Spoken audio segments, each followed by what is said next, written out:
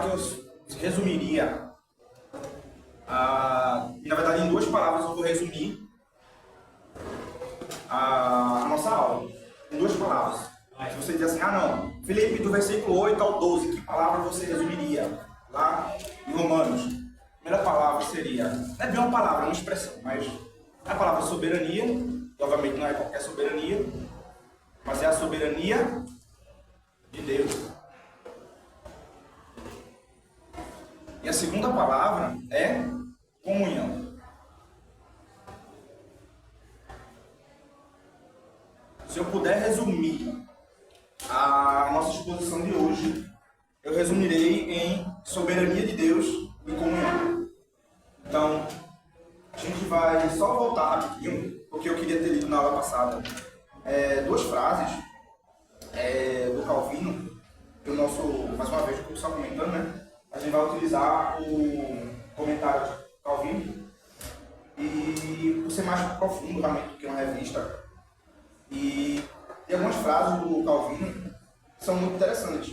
Por exemplo, quando ele estava comentando sobre a carta aos Romanos, ele diz o seguinte: se porventura conseguirmos atingir uma genuína compreensão desta epístola, teremos aberto uma amplíssima porta de acesso aos mais profundos tesouros das Escrituras. Veja, vou repetir. Se porventura conseguirmos atingir uma genuína compreensão desta epístola, ou seja, se a gente conseguir entender bem a epístola aos Romanos, olha o que diz Calvino, teremos aberto uma amplíssima porta de acesso aos mais profundos tesouros das Escrituras. Então, a gente está estudando Romanos porque eu tenho essa convicção de que a carta aos Romanos, ela é literalmente essa porta aberta. Caso a gente consiga compreendê-la de modo claro, a gente vai ter uma porta aberta para os tesouros da Escritura, já que aos Romanos, ela tem um foco no que é o Evangelho. Então, a boa notícia de Cristo está bem explicada, bem explícita aqui na carta aos Romanos. Então, Calvino diz o seguinte: olha, se a gente conseguir entender a carta aos Romanos, a gente vai ter aberto uma porta para os tesouros mais profundos da Escritura. Porque o Evangelho está bem descrito ali, as alianças estão bem descritas ali, o modo como Cristo nos salva está descrito ali. Então, se a gente conseguir compreender a carta aos Romanos, a gente vai ter encontrado o suprassumo dos tesouros das Escrituras. E além disso, ele diz ainda mais da seguinte forma. Ele diz o seguinte, ele diz assim: se tivermos um bom entendimento desta epístola, meio que seguindo nessa mesma linha, se tivermos um bom entendimento desta epístola, teremos exposta diante de nós uma porta amplamente aberta para a sólida compreensão de todo o restante da Escritura. Então, essas duas frases do Calvino meio que seguem na mesma linha. Na primeira que eu mencionei, ele diz que se a gente conseguir uma boa compreensão das Escrituras, a gente vai chegar nos tesouros de toda a Bíblia Sagrada, ou seja, ela seria essa porta aberta, segundo o Calvino. E nessa aqui que eu acabei de ler, até coloquei uma marcaçãozinha no comentário, ele diz assim: se tivermos um bom entendimento desta epístola, ou seja, se tivermos um bom entendimento da epístola aos Romanos, teremos exposta, teremos exposta diante de nós uma porta amplamente aberta. Ele coloca esse advérbio, né? Ele diz, olha, não é simplesmente uma porta, mas uma porta amplamente aberta para a sólida compreensão de todo o restante da Escritura. Então é interessante a gente pegar a carta aos Romanos, porque a carta aos Romanos, segundo o Calvino aqui, ela é essa porta para a chave do entendimento do Evangelho. Então, quando a gente pensa o que é o Evangelho, a carta aos Romanos ela responde exatamente isso aqui. O que é o Evangelho? O que é a boa notícia? Como é que a salvação chega ao homem? E a carta aos Romanos ela é sinteticamente essa explicação. O que é o Evangelho de Cristo? Então, a gente volta para os versículos pensando justamente nisso. Que a carta aos Romanos não é simplesmente uma carta que vai tratar de algum problema específico. Porque algumas cartas vão lidando com alguns problemas específicos. Exemplo, 1 Tessalonicenses e 2 Tessalonicenses. Ela tem um foco específico em alguns assuntos escatológicos. Ou seja, vai tratar da volta de Jesus. Você vai ver a carta aos Efésios, vai tratar de algumas questões que envolvem a salvação, mas ela não vai se deter tanto a esses assuntos. A carta aos Colossenses também vai tratar de alguns assuntos concernentes à salvação, mas não vai tratar de todos eles. Então, a carta aos Romanos ela vai se deter em tantos aspectos, de modo que a gente vai ter um resumo completo do que é o Evangelho. Então, a gente vai ler os versículos de 8 a 12 da carta aos Romanos, capítulo 1, para a gente fazer essa exposição. A versão que está aqui é a Almeida Revista Atualizada. Eu vou ler também aqui na NVT, na nova versão transformadora, para a gente ter um pouco mais de na hora de fazer essas nossas colocações. Então eu vou ler tanto na Almeida Revista Atualizada quanto na NVT, na nova versão transformadora. Romanos 1, versículo 8 ao 12. E caso tu esteja com o celular, tá no jovem, o e-book do comentário. Mas aí eu vou colocar de novo lá para ficar mais fácil de ver, porque tem um grupo da EBD. Mas veja, na meio da revista atualizada está assim, versículo 8. Antes de tudo, sou grato a meu Deus, através de Jesus Cristo, por todos vós, porque em todo o mundo vossa fé está sendo proclamada. Pois Deus, a quem sirvo em meu espírito, no Evangelho de seu Filho, é minha testemunha de que incessantemente faço menção de vós em minhas orações, em todo tempo, e peço que agora, finalmente, pela vontade de Deus, seja-me aberto o caminho para que eu possa visitar-vos, pois anseio ver-vos, a fim de compartilhar convosco algum dom espiritual, para que sejais estabelecidos, isto é, para que eu e vós sejamos mutuamente confortados pela fé. Então, como eu mencionei, as duas palavras que a gente vai poder sintetizar toda a exposição desses 5 versículos é nessas duas palavrinhas, tanto na soberania de Deus quanto na comunhão. Iniciando no versículo 8, a gente vai chegar no seguinte, vai dizer essa parte, né? Antes de tudo, sou grato a meu Deus. E é interessante que o Calvino se detém bastante desse trecho. Eu lembro que na exposição da terça-feira que a gente teve, né, aos Romanos, nas semanas anteriores, a Larissa tinha comentado justamente esse trecho, e até leu, não foi esse trecho aqui, que eu, inclusive vou reler, mas para a gente poder ter um pouco dessa reflexão. Porque o apóstolo Paulo ele começa falando o quê? Antes de tudo, ou seja, antes de falar o que eu vou falar posteriormente, eu sou grato ao meu Deus. Mas essa expressão da gratidão de Paulo, ela é mais profunda do que a gente pode imaginar. Paulo está agradecendo. Ele só está agradecendo. Bobagem. Mas você começa a perceber que a gratidão de Paulo aqui, ela é muito mais profunda. Porque quando Paulo está agradecendo, ele está reconhecendo que veio de alguém. Porque se eu agradeço, significa que alguém fez algo por alguém. Então eu vou ler esse trecho aqui para que o que Calvino comenta a respeito disso fique mais explícito. Ele diz assim, é digno de nota, acima de tudo, o fato de que Paulo exalta a fé deles, de tal maneira que deixa subentendido que haviam recebido de Deus mesmo. Daqui aprendemos que a fé é um dom de Deus.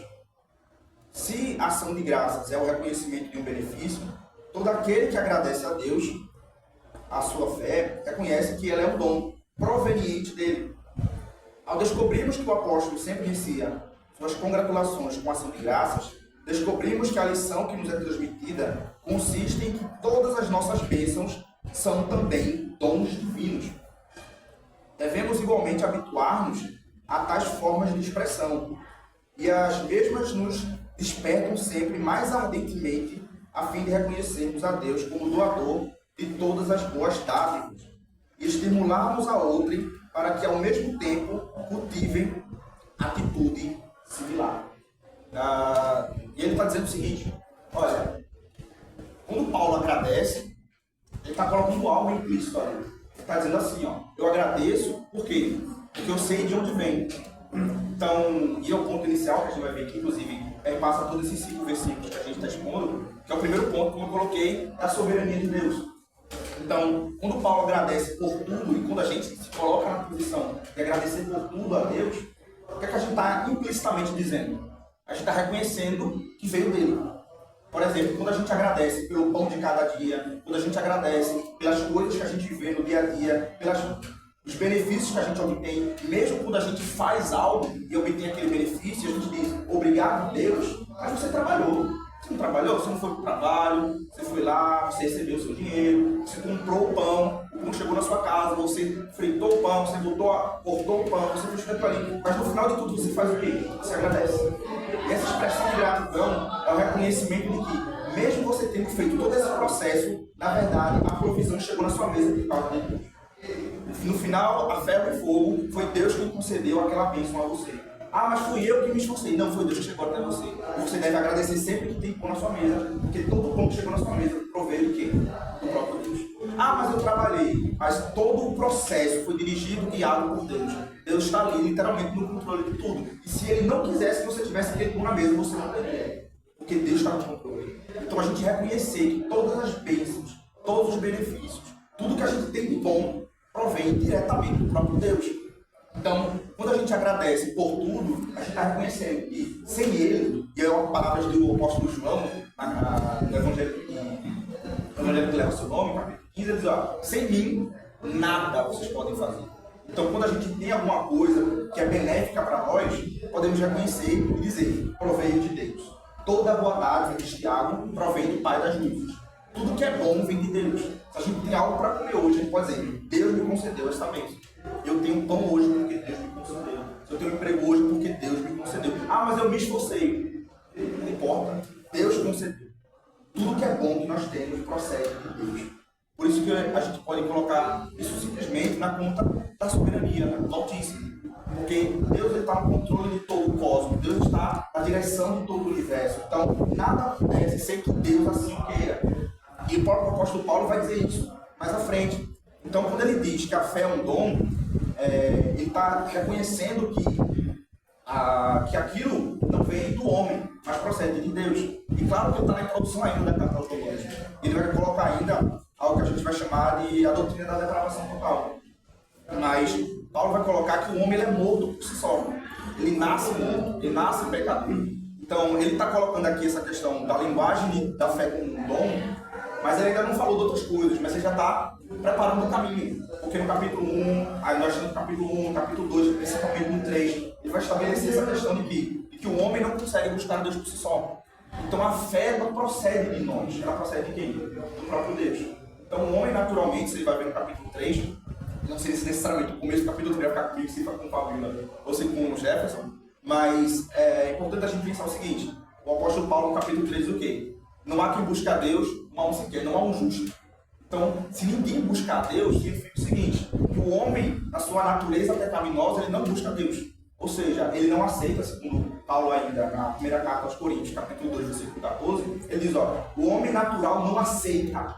Ou seja, o homem natural ele não vai aceitar a verdade do Evangelho. Você pode fazer a pregação mais linda do mundo, falar da melhor forma possível, mas se o Espírito Santo, através da pregação, não o convencer, ele não crerá. Então, inclusive até o que a gente chamou na aula anterior, né? Que foi a palavra kletos. Eu estou um pouco apressado porque essa parte é só para a gente avançar. Mas a palavra kletos, que a gente citou na aula passada, que é chamado, ela se refere justamente a isso. A um chamado que é irresistível. E Paulo vai falar disso no capítulo 8. Então, quando esse chamado é irresistível, ele comunica a fé ao nosso coração. O Espírito Santo, ele gera essa fé no nosso coração. Essa fé, ela não nasce em nós, ela não é vinda de mim. Eu tive fé, a minha fé. É minha porque Deus me deu, aí eu tenho fé. Então, a minha fé não é algo que provém do meu próprio coração, mas provém do poder do Espírito de gerar a fé em mim. Por isso que Calvino está citando aqui, essa fé que é um dom. Então, ele agradece a Deus. Olha, agradeço a Deus por causa de vocês. Por quê? Porque o que vocês têm, o que vocês proclamam, o que vocês vivem, vem de Deus. Então ele agradece a Deus por eles serem quem são. Então eu agradeço a Deus por vocês, por quê? Porque eu sei que o que vocês são hoje não veio de vocês. Veio de quem? De Deus. Então, ele está colocando nesse primeiro versículo essa questão de que o que ele vê ali nos Romanos, o que Paulo fé nos romanos procede do próprio Deus. Deus deu a fé a eles. Por isso que Paulo não é grato, simplesmente está elogiando eles. Ele primeiro diz o quê? Olha, eu agradeço a Deus por causa de vocês. Porque o que vocês vivem hoje procedeu de Deus, veio de Deus, é soberania de Deus. E nisso a gente coloca a soberania de Deus na salvação, que é o propósito principal da carta. Então, quem é soberano sobre a salvação? Deus. Quem é que concede fé para que sejamos salvos? Deus. Tanto é que a linguagem do autor aos Hebreus, para se referir a Cristo, é o autor da nossa fé. O autor é aquele que faz. Quem é o autor do livro? Aquele que produziu o livro. Jesus Cristo é o quê? Ele é o autor e consumador da nossa fé. Ou seja, quem é que nos concedeu fé? Quem é que gera fé? Quem é o dono da fé? Cristo. Então ele diz aqui, né? Eu vou reler o versículo 8. Ele diz, antes de tudo, ou seja, para iniciar a conversa com os romanos, depois da introdução, que foi o versículo 1 a 7, ele diz, antes de tudo, eu sou grato a meu Deus, através de Jesus Cristo.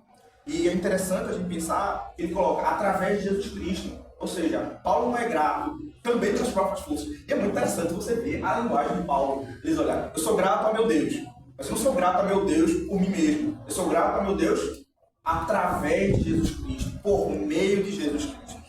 Então, ele é grato a Deus por intermédio de Cristo. Ou seja, ainda assim, mesmo na gratidão dele, a gratidão dele é pelos esforços de quem? De Cristo. Quem é o instrumento da gratidão do apóstolo Paulo? É o próprio Cristo, é através de Cristo. Aí por todos vós, porque em todo mundo a vossa fé está sendo proclamada. Então, Paulo está dizendo, olha, através de Cristo eu sou grato a Deus. Ou seja, até a própria gratidão que Paulo estava tendo provinha de Deus. Então ele diz, olha, como é que eu tenho gratidão desse modo? É através de Cristo. Eu sou grato através de Cristo. Então é interessante, e é uma comunicação para nós, a gente pensar no seguinte, que é uma grande facilidade quando a gente está alcançando algumas coisas, até espirituais, até materiais, da gente querer atribuir esses méritos a nós.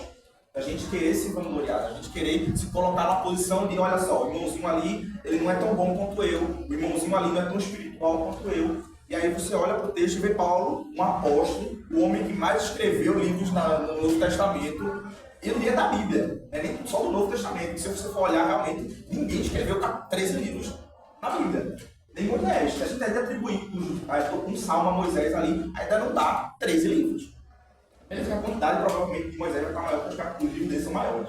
Mas você vai perceber que ele escreveu muitos livros, ele foi o maior dos apóstolos com muita tranquilidade. Mas ele era um homem que o tempo inteiro lembrava de voltar naquela condição de humildade. Por quê? Porque o Espírito Santo comunicava isso. Nem a humildade dele procedia dele, vinha do próprio Espírito. Aí ele diz, olha, eu sou grato. Mas essa gratidão não vem de mim, vem de quem? Através do Espírito de Jesus Cristo. Você vê uma coisa interessante que ele diz, que quando ele escreve a respeito da igreja de Tessalônica, ele diz que a fé dos tessalonicenses ultrapassou, não é? Chegando a Acaia, chegando a Atenas, chegando em outros lugares, e pela conversão verdadeira dos tessalonicenses, que converteram os ídolos, porque em Tessalônica, toda a área da Grécia, em cada esquina havia um Deus. Um Deus mesmo, tem um particípio lá na várzea, na entrada da várzea, como tem. Então, quando eles se converteram, quebraram tudo isso. E as pessoas de outras cidades, de outros locais, de outros países, ficaram sabendo da conversão verdadeira lá da igreja de Tessalônica.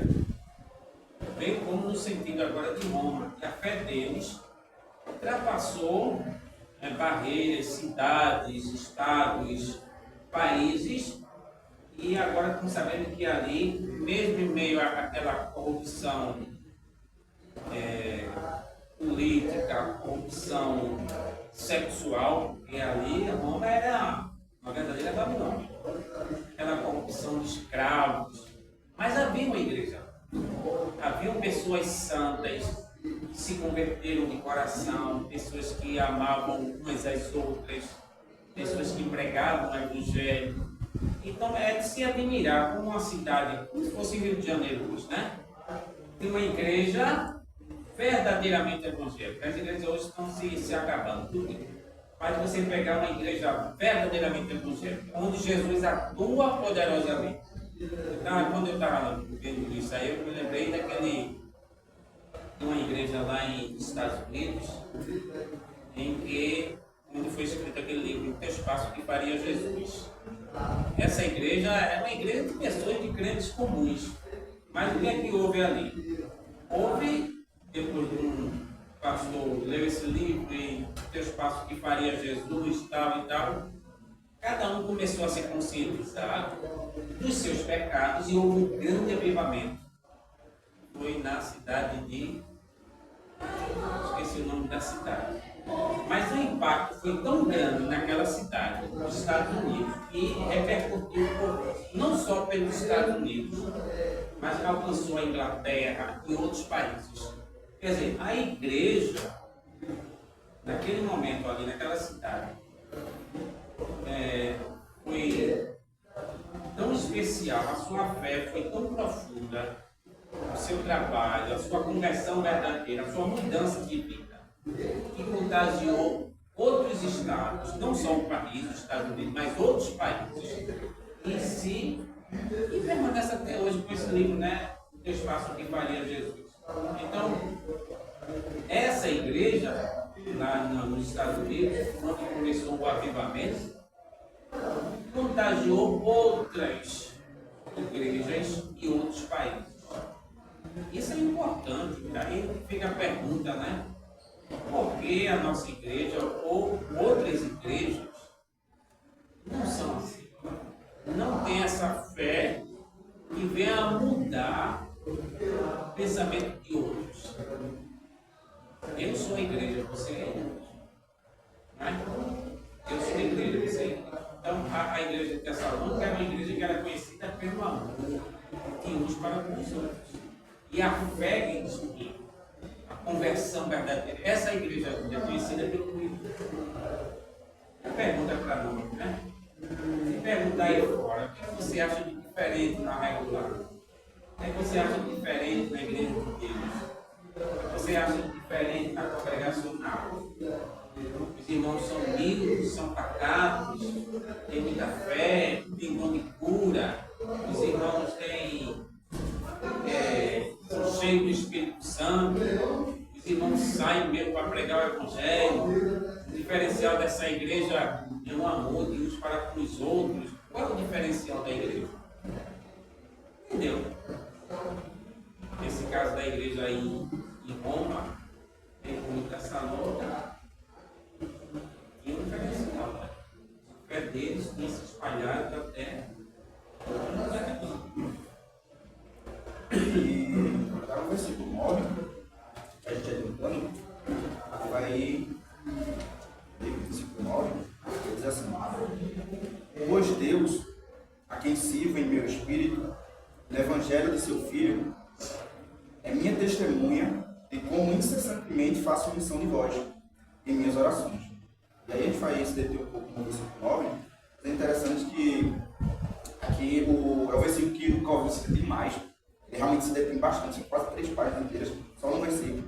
Ele coloca que a questão dele colocar a quem sirvo no meu espírito, ele vai dizer assim: já que indivíduos irreverentes e zombadores de Deus cultivam o hábito de escudar-se em seu nome, no nome de Deus, né, como mero pretexto, tanto em busca de segurança como para dissimular sua pretensão, Paulo aqui enaltece a sua própria devoção a fim de assegurar-se na confiança dos romanos.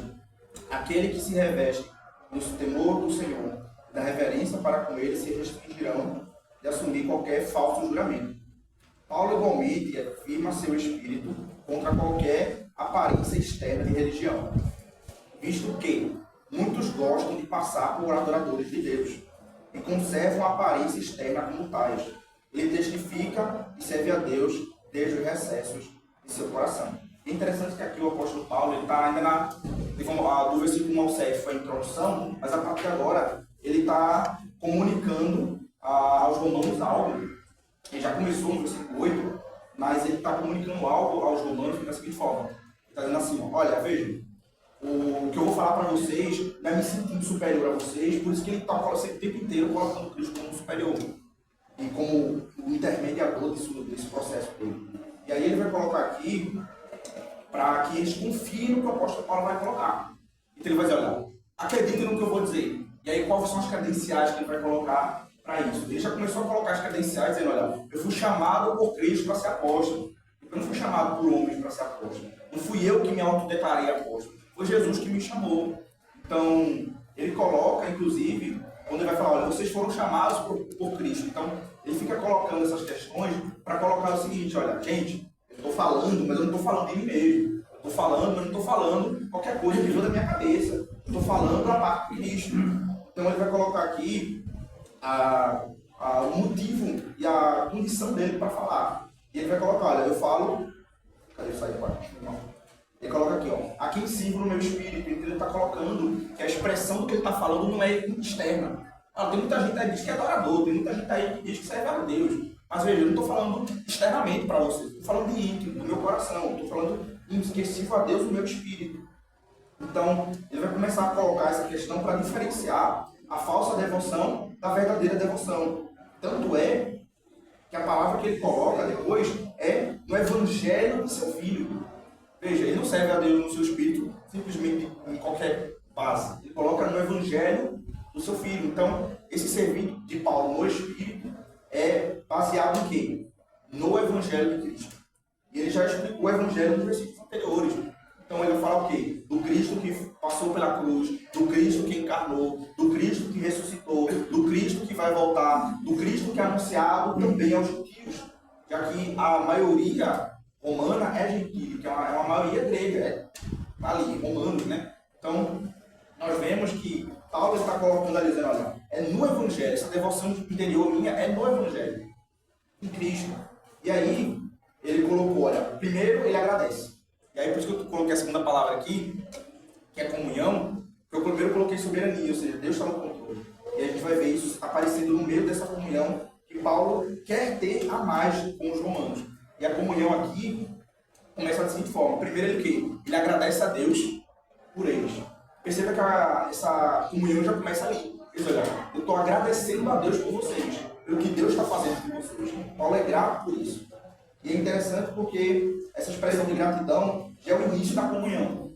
Por isso que eu coloquei a palavra comunhão aqui. A primeira expressão de gratidão não é simplesmente quando alguém faz algo por mim. Mas a expressão de gratidão também acontece quando eu vejo Deus agir no outro. Ainda que eu diretamente não seja beneficiado. Eles estão em Roma. Ou seja, diretamente mesmo, assim, olha, Paulo não recebeu absolutamente nada diretamente, materialmente deles. Paulo não foi curado, nenhuma pessoa do discípulo de Paulo diretamente foi curada ali por alguém de Roma. Perceba, ele não foi beneficiado diretamente por ele. Mas veja, mas só pelo fato de ser Deus operando e eles estarem sendo beneficiados pelo poder de Deus, já é motivo de Paulo ser grato. Isso é uma questão muito cristã para nós, porque a gente olha para pessoas sendo abençoadas em Deus, mas eu não recebi nenhuma parcela daquela bênção. Mas eu sou abençoado quando a igreja é abençoada. Eu não preciso receber, ele ganhou um trabalho muito bom e vai receber dinheiro lá, uma função muito boa. A igreja dele vai receber o dízimo lá. Mas eu estou feliz porque a igreja vai poder crescer, porque vai poder contribuir com os missionários lá também. Ainda que não contribua com os missionários da minha. Eu me alegro por quê? Porque o evangelho está se expandindo. É que nem Paulo está falando lá em Filipenses, ele diz assim, olha, eles estão pregando o evangelho ali, mas eu sou muito feliz, porque o evangelho está expandindo. Eu não preciso. No capítulo 12, 13 do Romano, ele vai dizer, alegrai-vos os que se alegram. Quer dizer, se você não recebeu a bênção, o irmão recebeu, ou aquele dinheirão da justiça, ou conseguiu comprar um carro, você deve se alegrar pelo seu irmão, como você está dizendo aí. Pela bênção que o outro recebeu, você deve se alegrar com os que se alegram e chorar com os que choram. Tem que ter uma empatia, não é? Tem que haver um sentimento de concorde com o irmão, ou ele sendo abençoado, ou passando por um momento de alegria ou de tristeza, você ou se alegrar ou se condoer com ele nos momentos difíceis, pelos quais ele está passando. Então tem que haver aquela união, aquele entrosamento da igreja do Cristo. Não ficar com inveja porque o irmão foi abençoado. Deus quis abençoar o irmão. Tem. É Deus, não é de Deus, não é Deus que está dando. Então se alegre. Que pode ser para benefício seu. De repente, esse cidadão aqui que é metido a presicultor, de repente, compra um carro. Aí eu estou sem carro. E aí repente esse cidadão, eu adoeço e aí liga para ele, você pode me socorrer, eu estou passando mal. Vou ser beneficiado. Ou o senhor vai negar? O senhor vai negar? Jamais. Porque o senhor sabe como é que é, né? Então, não é. De repente, Deus deu a ele, mas eu vou ser beneficiado mais na frente, quem sabe? Deus é quem sabe, eu não sei. Então vamos nos alegrar, porque de repente eu posso ser abençoado através da vida dele, um socorro que pode salvar a minha vida.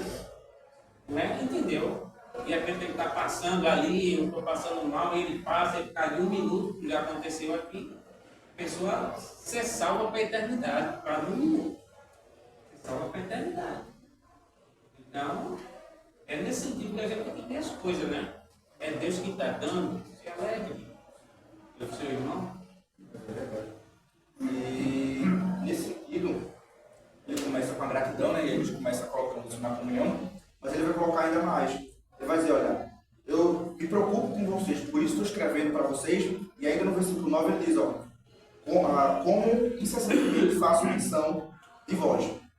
Então, ele vai colocar aqui que, eu vou ler, porque é realmente interessante o Calvino coloca, ele diz assim, ó, o apóstolo prossegue, expressando sua afeição com veemência ainda mais forte, através de sua própria constância em interceder por eles.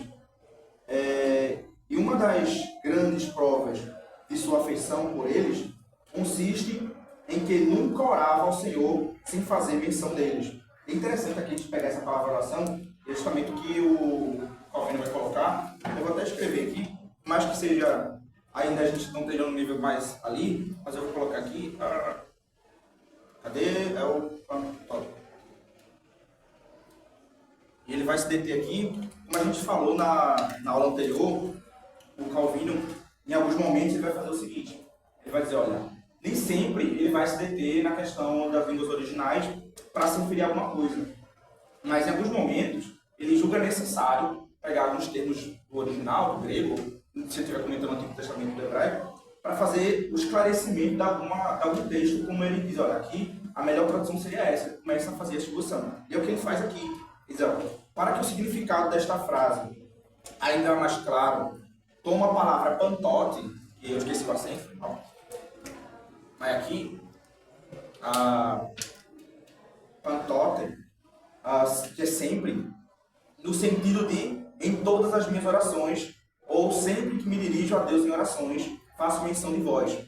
Ele não está falando aqui de qualquer invocação a Deus, mas daquelas orações a que os santos espontaneamente se devotam. É provável que o apóstolo exprimisse suas orações, algumas orações clamativas, com certa frequência, sem se lembrar dos romanos. Mas sempre que orava a Deus, com deliberada premeditação, lembrava-se tanto deles quanto de outros. Ele fala, portanto, particularmente de orações, e principalmente a oração que os santos deliberadamente se devotam, ainda mais quando vemos que o Senhor mesmo buscava um lugar de retiro para o desempenho de tal propósito. O que isso significa? Porque uma coisa que eu inclusive pensava da seguinte forma, quando ele fala sempre, significa que tem inclusive assim cessar, pantote, assim cessar incessantemente. Significa que o tempo inteiro ele está orando, que toda vez que ele ora, sempre vai aparecer Romanos. Não é isso que significa a pantote aqui, esse sempre. Significa que, com frequência, e sempre que tinha um momento de oração específico, ele tinha e apresentava ele, ou seja, isso apresenta frequência e não que em toda oração. Você vai orar, sei lá, pelo café da manhã, que está comendo, ele vai apresentar os romanos ali. Não significa isso. É que em toda invocação a Deus. Ele coloca essa palavra, que está fiosamente escrita aqui, mas releve.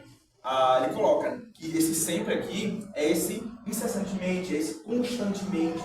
Então, por exemplo, quando a gente pensa assim, em textos, por exemplo, como em Tessalonicenses, ele coloca lá, orar sem cessar, significa que você está orando o tempo inteiro. Tem momentos que você está conversando, você não está orando naquele momento. Então, eita, eu estou orando naquele momento, então eu errei. Não significa isso, significa que eu vou orar com constância em muitos momentos. Ou seja, você está num momento de perene ali, você consegue ter um momento de devoção ali, eu estou parei, orei. Ou seja, é um orar contínuo, é um orar com frequência, é um orar constante. E não que é um orar, tipo, bater uma martelo ali, ó. Tipo, vou bater o cartão, que tem uma empresa. Você vai lá na empresa, toda vez você tem que bater o cartão. Aí, tipo, não, bateu o cartão, já falei dos romanos. Tipo, não é isso. É o quê? É que com frequência, frequentemente, ele apresenta os romanos em oração. Isso é interessante porque já tem outra aplicação para nós. Porque Paulo está colocando assim, ó, olha, eu oro com frequência por vocês. Eu apresento sempre vocês em oração. E é curioso que a gente está lendo a carta aos Romanos, mas se vocês lerem as outras cartas de Paulo, você vai ver que ele usa a mesma linguagem, o mesmo pantote. Para quê? Para se referir às outras igrejas. Aí ele vai lá, está falando aos romanos, olha, sempre apresento vocês em oração. Assim vão ver lá em Colossenses, você vai ver lá, sempre apresento vocês em oração. Você vai ver lá em Tessalonicenses, sempre apresento vocês em oração. Você vai ver, todo mundo, para quem Paulo envia alguma coisa, ele vai dizer, olha, eu sempre apresento vocês em oração.